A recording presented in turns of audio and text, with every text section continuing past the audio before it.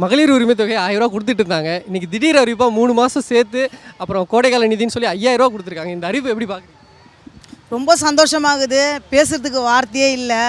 இப்போ எவ்வளோ பேர் வாடகை கட்ட முடியாத இந்த மாதம் பிறந்திருக்கு.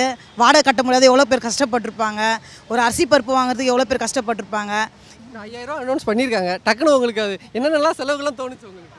என்னடா இது இன்றைக்கி காசே இல்லையே என்ன பண்ணுறது, இந்த மாதிரிலாம் கேஸ் வேறு வாங்கணும், என்னடா இது அப்படின்னு யோசிக்கும் போது டக்குன்னு ஒரு அக்கௌண்ட்டில் போய் பார்த்தா 5000 ரூபா இருக்குது.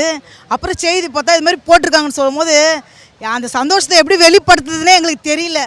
அது மாதிரி எல்லா இடத்துலையுமே ரொம்ப சந்தோஷமாகறாங்க. இது வந்து எதிர்பார்க்காதது இல்லை. எவ்வளோ கஷ்டப்படுவாங்க அந்த லேடிஸ்லாம், எவ்வளோ செலவு இருக்கும் அவங்களுக்கு. ஒரு வாடகை கட்ட முடியாத இருப்பாங்க, அரிசி பருப்பு வாங்க முடியாத இருப்பாங்க, வீட்டில் குழந்தைங்களுக்கு செய்ய வேண்டியது இருக்கும். இப்போ காசு பணம் அப்படின்றப்போ நம்ம அப்பாவை கேட்டுட்டு இருந்திருப்போம், ஹஸ்பண்ட் இருந்திருப்போம். அப்படிலாம் இல்லாமல் உங்களுக்குன்னு ஒரு காசு இருக்கிற அந்த ஃபீல் எப்படி இருக்குது? ரொம்ப சந்தோஷமாக இருக்குது. இப்போ கூட பிறந்த அண்ணனுங்களே தம்பிங்களாம் இருக்கிறாங்க. அவங்கக்கிட்ட போய் ஒரு 1000 ரூபா 2000 ரூபா கேட்கணுன்னா அவங்க வீட்டில் இருக்கிறவங்களை கேட்டு தான் கொடுக்கலாமா வேணாவா அப்படின்னு யோசிப்பாங்க.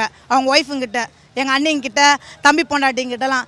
இப்போ எங்களுக்கு வந்து அப்பா மாதிரியோ அண்ணா மாதிரியோ தமிழக முதல்வர் வந்து நீங்கள் ஏன் அவங்கக்கிட்ட கேட்குறீங்க, நான் இருக்கிற உங்களுக்கு செய்கிறதுக்கு அப்படின்னு சொல்லிட்டு கொடுக்குறாரு.